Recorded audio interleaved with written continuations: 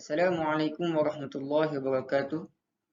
Pada hari ini, kumpulan kami iaitu kumpulan 12 akan membuat pembentangan tentang tajuk yang kami dapat iaitu tajuk bahaskan bagaimana Islam dapat menolak secara berhikmah dan berhimah hujahan teori evolusi berdasarkan buku Eight Theories of Religion bahawa agama adalah ciptaan manusia, bukannya ajaran Tuhan. Jadi kumpulan kami terdiri daripada 5 orang. Pertama, saya Mio Ashmal bin Mio Badul Anwar, nombor matrik 1201286. Muhammad Luqman bin Abdul Hasan 1201223. Zulhilmi bin Alwi 1201086. Muhammad Hilman bin Harith 1201153 dan Daniel Irfan bin Zaharuddin 1201170. Latar belakang. Teori evolusi merupakan sebuah teori yang menjelaskan tentang bagaimana satu makhluk hidup mengalami perubahan dari waktu ke waktu secara bertahap. Evolusi menurut Yatvyuno 2012 adalah perubahan yang terjadi beransur-ansur dan perlahan-lahan dalam waktu tertentu yang lama pada makhluk hidup dan kemudian menjadi bentuk yang kompleks dan lebih baik. Dua orang yang mengemukakan teori evolusi, di antaranya adalah Jean-Baptiste de Lamarck dan Charles Robert Darwin. Objektif kajian yang ingin kami capai ialah pertama, untuk memahami lebih mendalam tentang konsep teori evolusi dalam kehidupan manusia. Yang kedua, untuk mengenal pasti apakah kesan teori evolusi kepada kehidupan manusia. Dan yang ketiga, membincangkan hujah penolakan teori evolusi bahawa agama adalah ciptaan manusia dan bukan ciptaan Tuhan. Seterusnya, sorotan literatur memahami konsep teori evolusi. Janus 1973 telah mendefinisikan evolusi sebagai penurunan sifat melalui modifikasi. Evolusi sebagai perubahan-perubahan dalam penggayaan sifat keturunan dengan modifikasi yang berkelanjutan melalui tahapan waktu. Definisi ini telah dirumuskan oleh Lasker 1976 dan Campbell 2003 mengertikan evolusi sebagai suatu proses yang telah mengubah bentuk kehidupan di atas bumi sejak bentuknya yang paling awal sampai membentuk keanekaragaman yang sangat luas seperti apa yang ditemukan sekarang ini. Kesan teori evolusi kepada kehidupan manusia. Terdapat 3 fasa. Fasa pertama ialah fasa teologi. Fasa teologi juga dikenali sebagai fasa fiktif atau khayalan. Adalah fasa pemikiran yang menganggap semua realiti diciptakan oleh zat ghaib atau kekuatan ghaib. Fasa kedua ialah fasa metafizik, menganggap bahawa akal bukan ciptaan ghaib atau khayalan, tetapi ciptaan kekuatan abstrak atau entiti sebenar, sesuatu yang sebenarnya dianggap wujud melekat pada manusia dan mampu mencipta semua fenomena yang menggantikan kekuatan ghaib. Dan yang ketiga ialah fasa positif, fasa di mana manusia tidak lagi mencari idea yang asli dan tepat, menentukan nasib alam semesta dan penyebab fenomena, tetapi meneroka hukum-hukum alam yang menentukan fenomena dengan mencari rangkaian hubungan yang tidak berubah dalam alam semesta. Seterusnya, hujah penolakan teori evolusi bahawa agama adalah ciptaan manusia dan bukan ciptaan Tuhan. Terdapat 2 perbandingan, iaitu dari segi perspektif barat dan juga perspektif Islam berkaitan evolusi kepercayaan agama. Pertama, dari segi perspektif barat ialah The Evolutionary Origin of Religions. Ia mengandungi animisme, dynamisme, politisme dan monetisme. Evolusi ini dalam bentuk corak pemikiran dan melalui kajian empirikal, ekspedisi dan pemerhatian terhadap masyarakat asli, primitif dan terpinggir. Yang kedua, dari segi Islam pula, Islam menekankan akan kesempurnaan Islam itu sendiri. Metodologi kajian. Terdapat 3 kaedah. Kaedah pertama ialah kajian perpustakaan. Pengkaji perlu mencari bahan-bahan rujukan yang berkaitan dengan tajuk kajian. Yang kedua, kajian lapangan.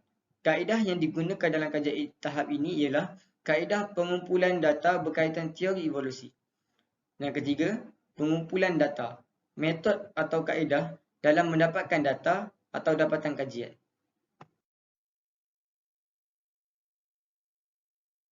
Seterusnya, kita beralih kepada objektif yang pertama, yaitu mengenal pasti konsep teori evolusi.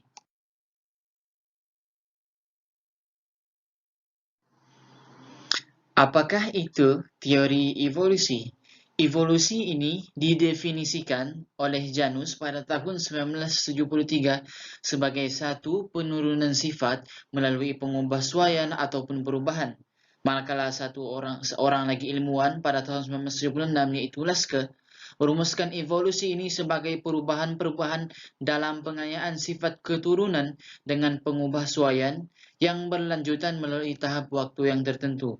Manakala Campbell pada tahun 2003 mendefinisikan evolusi ini sebagai satu proses yang telah mengubah bentuk kehidupan di atas bumi sejak bentuk yang terawal, sejak dahulu lagi sehinggalah membentuk keanekaragaman yang sangat banyak seperti apa yang ditemukan pada hari ini.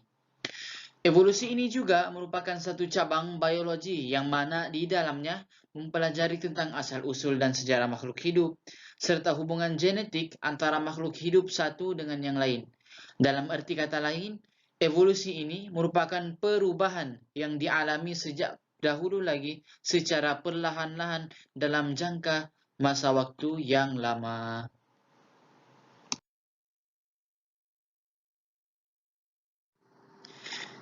Jika dilihat dengan lebih teliti, terdapat beberapa kategori evolusi, yaitu yang pertama evolusi progresif, kedua evolusi regresif, ketiga evolusi divergent, dan juga yang terakhir adalah evolusi convergent. Apakah itu evolusi progresif? Evolusi progresif ialah evolusi yang mengarah pada kemungkinan populasi satu spesies itu dapat bertahan hidup. Manakala evolusi regresif pula sebaliknya, yaitu evolusi yang mengarah pada kemungkinan populasi itu menjadi pupus ataupun punah. Yang ketiga adalah evolusi divergent. Evolusi divergent ini adalah evolusi yang merupakan perubahan pada organ yang berbeza pada spesies-spesies yang memiliki hubungan keturunan jauh menuju persamaan fungsi organ dalam diri mereka. Dan yang keempat adalah evolusi convergent. Evolusi convergent ini merupakan perubahan dari satu spesies menjadi spesies banyak yang baru. Terdapat beberapa pandangan falsafah dunia ataupun ilmuwan dunia mengenai apakah konsep sebenar teori evolusi. Sejak berabad yang lalu, terdapat ramai falsafah daripada seluruh dunia yang memberikan pandangan masing-masing mengenai teori evolusi. Antaranya, yang utama adalah teori evolusi lemak, yaitu zaman sebelum Charles Darwin. Yang kedua, teori evolusi Charles Darwin itu sendiri. Teori yang ketiga ialah teori evolusi daripada Wallace, dan yang keempat adalah teori evolusi Weismann.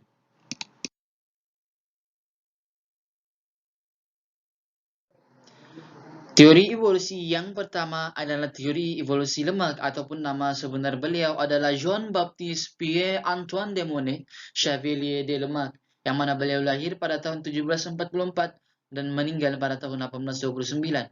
Beliau merupakan seorang ahli biologi Prancis yang terkenal kerana pendapatnya dalam teori evolusi.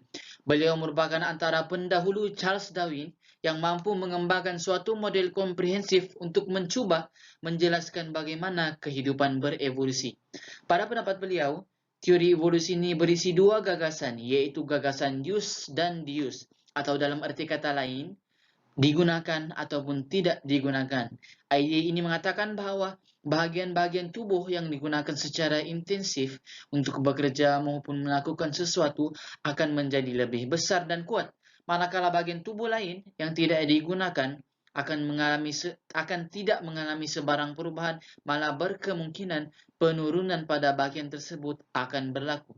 Antara contoh yang digunakan oleh lemak ialah berkembangnya otot lengan atas, yakni bicep, yang lebih besar pada otot-otot pekerja-pekerja besi.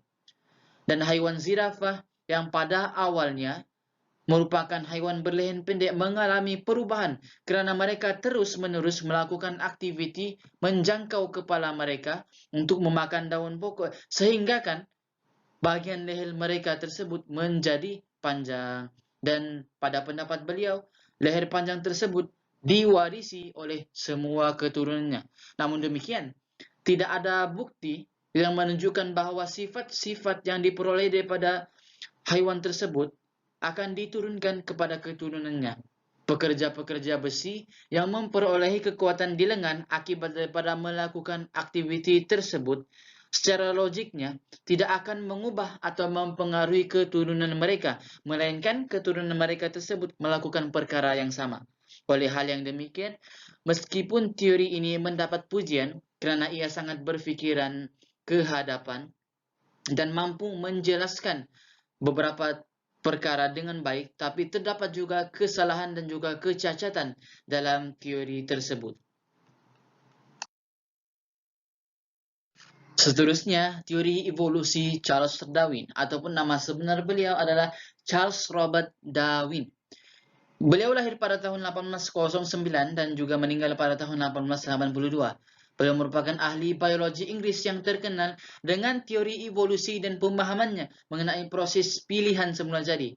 Pada tahun 1831, dia melakukan pelayaran selama 5 tahun di seluruh dunia melalui HMS Beagle, di mana selama ini kajiannya mengenai tanaman mendorongnya merumuskan teorinya tersebut. Pada tahun 1859, dia menerbitkan buku terkenalnya yaitu On the Origin of Species.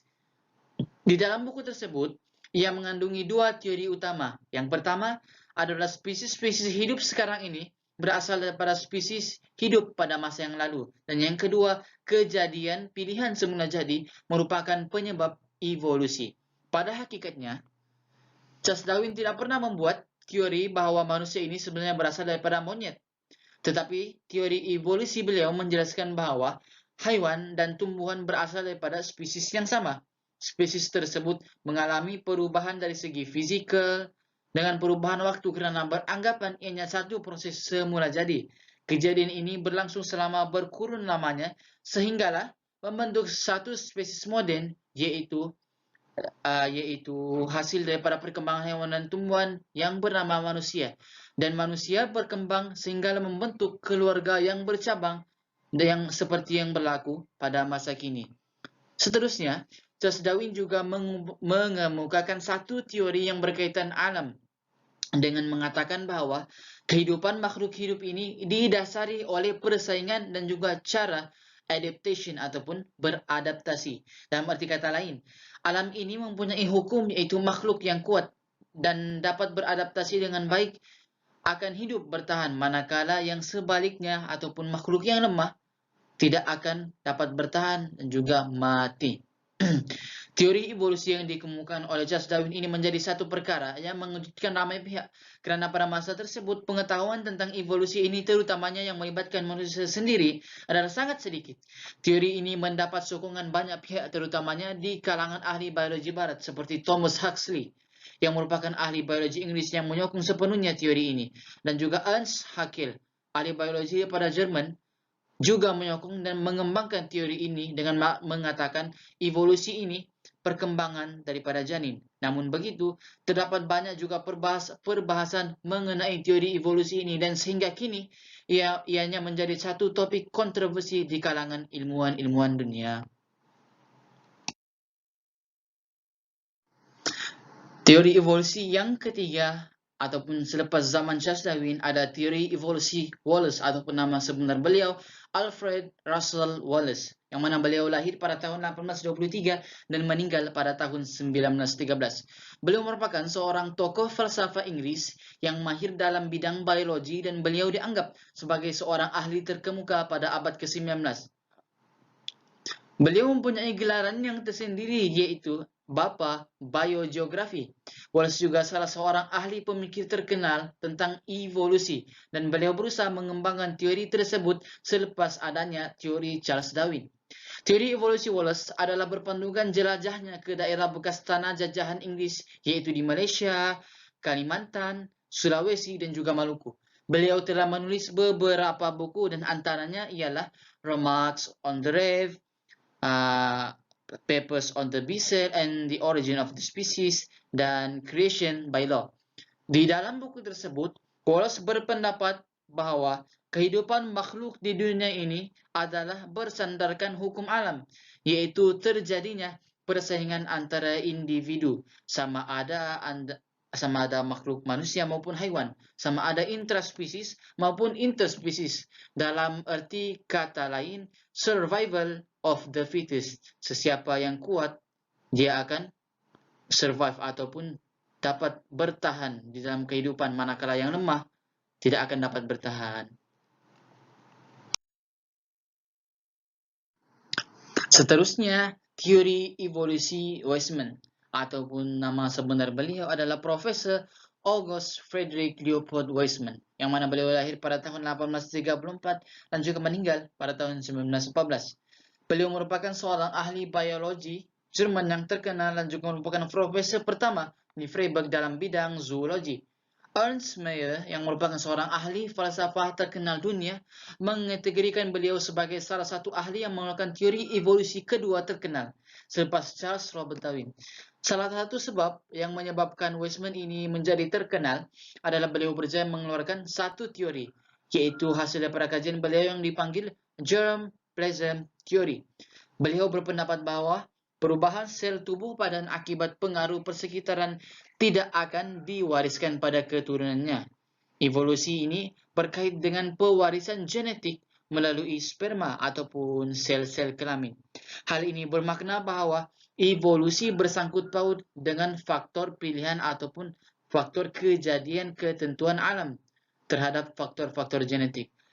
Pembacaan yang lebih teliti terhadap karya Weismann ini menunjukkan bahwa dia mempunyai pandangan yang lebih baik dan cergas dengan menegaskan bahwa, seperti Charles Robert Darwin, bahwa persekitaran yang berubah-ubah itu amat diperlukan untuk mempengaruhi ataupun menyebabkan variasi dalam sebuah keturunan, tidak kira manusia maupun makhluk-makhluk yang lain seperti hewan maupun tumbuhan.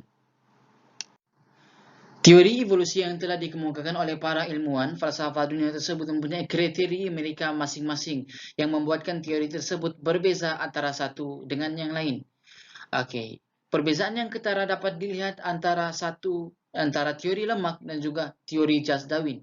Lemak mengatakan bahwa sesebuah makhluk yang sering menggunakan organ tubuh tersebut membesar dan mengembang dengan sempurna, manakala yang tidak digunakan akan menjadi lemah dan tidak berkembang. Beliau menjelaskan teori ini melalui zirafah yang dahulunya mempunyai leher pendek dan pemakan daun di pokok. Akibat daripada perbuatan mereka, yaitu zirafah meregangkan leher mereka untuk mencapai daun, menyebabkan leher pendek mereka tersebut berubah menjadi panjang, dan variasi panjang tersebut diwarisi oleh keturunan mereka dan juga menjadi zirafah pada hari ini. Tapi dari sudut pandangan teori Darwin pula berbeza. Beliau tidak percaya bahwa ianya dipengaruhi oleh teori use dan use seperti mana yang dikemukakan oleh lemak. Beliau percaya bahwa setiap makhluk harus bersaing untuk terus melangsungkan kehidupan mereka. Teori ini juga dapat dijelaskan melalui perkembangan zirafah, yang mana teori Charles Darwin mengatakan bahwa zirafah mempunyai dua jenis, yaitu yang berleher pendek dan juga berleher panjang. Tetapi akibat daripada persaingan, yaitu zirafah berleher pendek tidak mampu menggapai pohon ataupun sumber makan mereka di pohon, menyebabkan mereka tidak mampu survive ataupun tidak dapat bertahan seperti mana zirafah berleher panjang. Akibatnya pada akhirnya variasi ataupun zirafah yang berleher panjang saja dapat meneruskan perkembangan mereka, sehingga dapat dilihat pada hari ini. Assalamualaikum, saya Zulhilmi bin Alwi, nombor metrik 1201086, dan saya akan menerangkan tentang kesan teori evolusi agama. Di sini saya menyenaraikan dua kesan teori evolusi agama, iaitu yang pertama adalah agama dan corak perkembangannya menurut teori evolusi agama, dan yang kedua ialah teologi, falsafah dan saintifik. Agama dan corak pengembangan. Teori evolusi agama menjadikan konstruk intelektual spiritualistik tentang hal-hal yang difikirkan dan diperhatikan dari kehidupan masyarakat penganut agama secara historis empirikal. Agama juga dipandang sebagai proses sosial yang dapat mengalami perubahan dan perkembangan sejak dari peringkat yang sederhana iaitu primitif hingga ke peringkat yang rumit iaitu politeistik dan monoteistik. Ia juga dipengaruhi dari aspek penganutnya sendiri sesuai dengan skala kecekapan, model kerjasama dan kebebasan mereka dalam memilih pelbagai peranan dalam interaksi agama yang harmoni dan saling bergantung. Di dalam The Evolutionary Theory of Religion memandang bahawa agama telah mengalami tiga corak evolusi iaitu teologi, falsafah ilmiah, animisme, politisme dan monoteisme. Kesan seterusnya ialah teologi, falsafah dan saintifik. Auguste Comte dicatat sebagai pencipta teori tiga fasa ataupun tiga tahap dalam menafsirkan kesedaran agama atau pengembangan pemikiran manusia, iaitu fasa teologi, metafizik dan positif. Fasa teologi yang juga dikenali sebagai fasa fiktif ataupun fasa khayalan. Fasa teologi ini adalah fasa pemikiran yang menganggap semua realiti diciptakan oleh sesuatu zat gaib atau kekuatan gaib. Fasa ini juga disamakan dengan perkembangan kesedaran dan pemikiran anak-anak. Dan fasa ini juga terbahagi kepada tiga tahap, iaitu kepercayaan fetishism, kepercayaan politisme dan kepercayaan monoteism. Kepercayaan fetishism.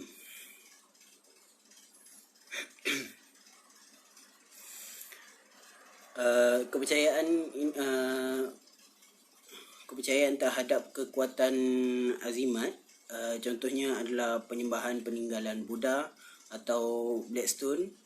Di samping itu sebarang ikon, azimat atau objek lain yang seseorang memberi kuasa besar boleh menjadi fetish agama. Dan pada tahap ini manusia membayangkan segala sesuatu yang berada di luar dirinya dan dianimasikan oleh kekuatan gaib yang sama dengan kekuatan gaib yang menghidupkannya. Perbezaannya hanya pada intensiti, dan menurut Comte tahap kepercayaan terhadap azimat ini berkait rapat dengan susunan kehidupan orang nomad yang mana tingkah laku mereka lebih didasarkan kepada mitos dan kepura-puraan daripada akal sihat.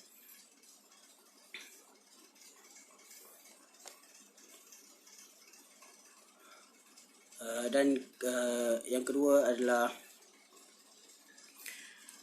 kepercayaan politisme.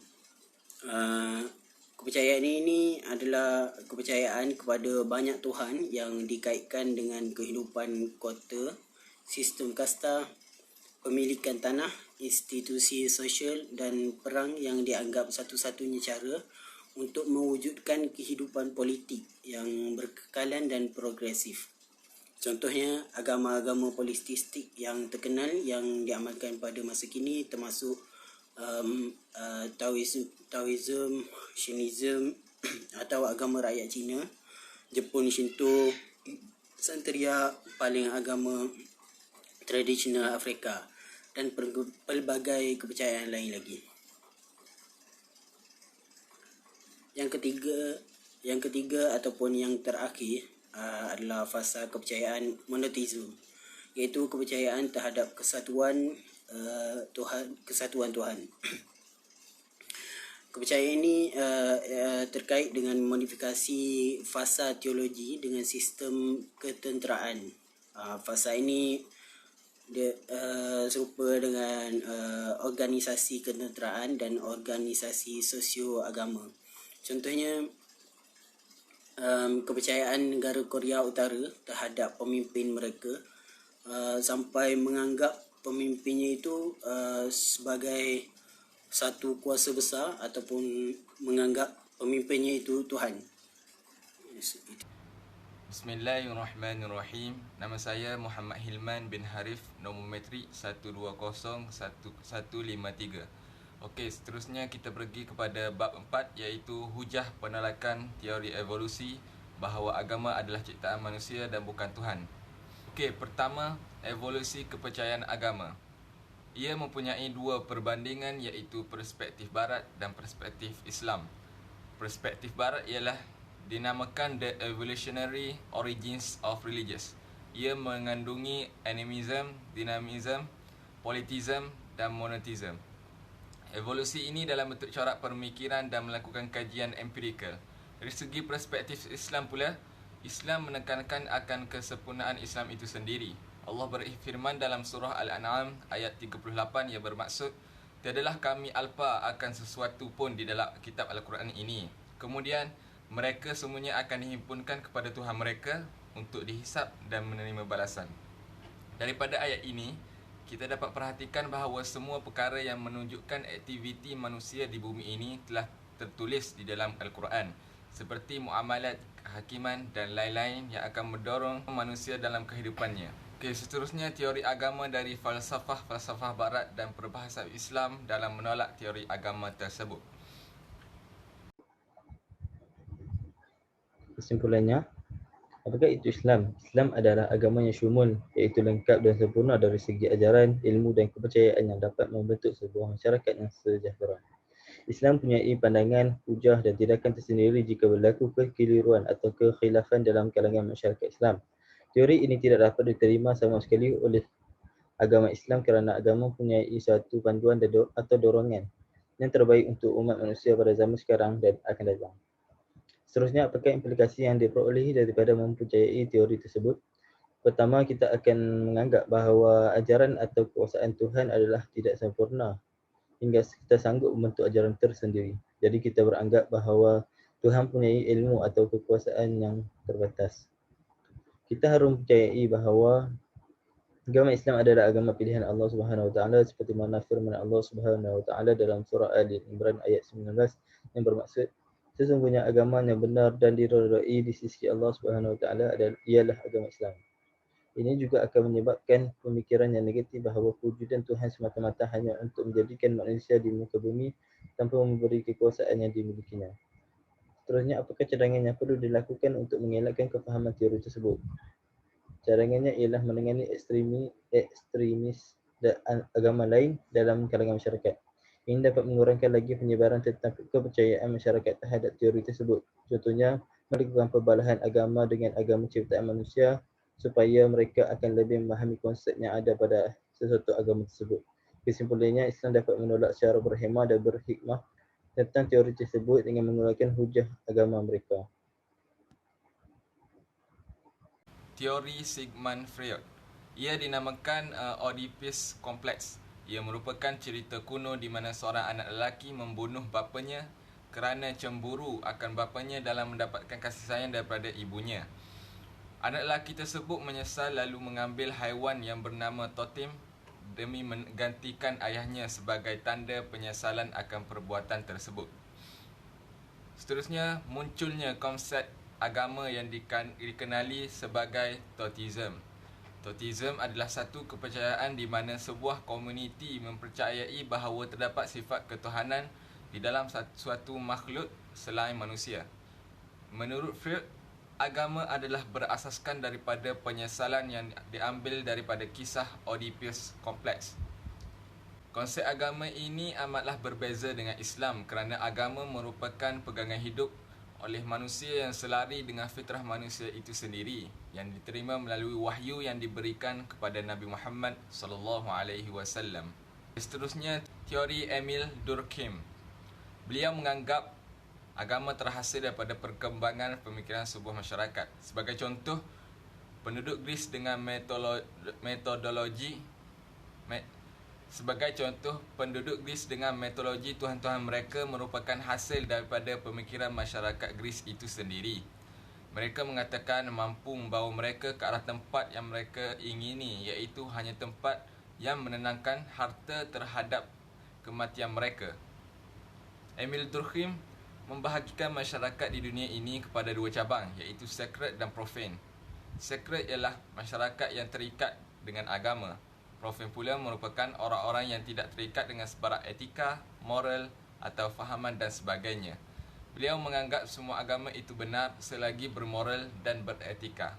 Berdasarkan perbahasan Islam, penentangan besar berlaku kerana Islam telah datang dahulu, kemudiannya baru masyarakat mengikutinya. Bukti jelas dalam sejarah masyarakat Arab Jahiliyah dan juga firman Allah yang bermaksud ketika orang-orang kafir menanamkan dalam hati mereka kesombongan, yakni kesombongan jahiliyah, lalu Allah menurunkan ketenangan kepada Rasul-Rasulnya dan kepada orang mukmin, dan Allah mewajibkan kepada mereka kalimat takwa, dan adalah mereka berhak dengan kalimat takwa itu dan patut memilikinya, dan adalah Allah Maha mengetahui segala sesuatu. Okey, seterusnya teori Karl Marx, Religion as Alienation. Teori ini bermaksud agama itu sebagai pengasingan. Berdasarkan pandangan Karl Marx, alienation bermaksud satu proses di mana pekerja ini akan dibentuk untuk merasakan bahawa diri mereka terasing daripada orang atasan dan orang atasan juga terasing daripada orang bawahan. Apa yang dimaksudkan dengan religion as alienation ialah agama adalah perlu untuk diasingkan sebagaimana masyarakat sosialis mengasingkan diri mereka mengikut darjat seseorang.